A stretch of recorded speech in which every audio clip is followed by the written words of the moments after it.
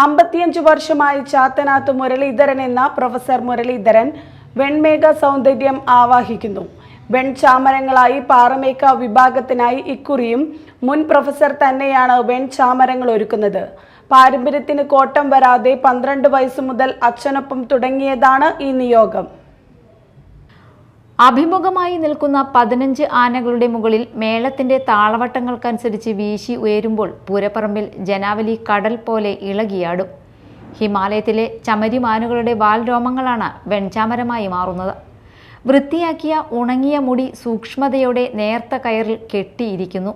തുടർന്ന് അതീവ ശ്രദ്ധയോടെ കോണാകൃതിയിലുള്ള മര അച്ചിൽ മുറുകെ ചുരുട്ടിയാണ് വെഞ്ചാമരം രൂപപ്പെടുത്തുന്നത്. യാക്കിൻ്റെ മുടി സംസ്കരിച്ച് കെട്ടാൻ കുറഞ്ഞത് ഒരാഴ്ചയെങ്കിലും എടുക്കും. സാധാരണയായി 2 കയറുകളാണ് ഉപയോഗിക്കുകയെങ്കിലും തൃശ്ശൂർ പൂരത്തിന് ഒരുക്കുന്ന വെഞ്ചാമരത്തിന് 6 കയറുകൾ ഉപയോഗിക്കുന്നു. വെൺചാമരം കൂടാതെ ആലവട്ടവും ഒരുക്കുന്നത് പ്രൊഫസർ മുരളീധരൻ്റെ നേതൃത്വത്തിൽ തന്നെയാണ്. കുടുംബത്തിലെ യുവതലമുറയും പാരമ്പര്യം കാത്ത മുരളീധരനൊപ്പമുണ്ട്. അദ്ദേഹത്തിൻ്റെ അനന്തരവൻ അഖിലേഷും ഇത്തവണ അദ്ദേഹത്തിൻ്റെ സഹായിയായുണ്ട്. ഒരു നാൾ കൂടി കാത്തിരുന്നാൽ പൂരമായി. ഇന്ന് ആനച്ചമയ പ്രദർശനം ആരംഭിച്ചു.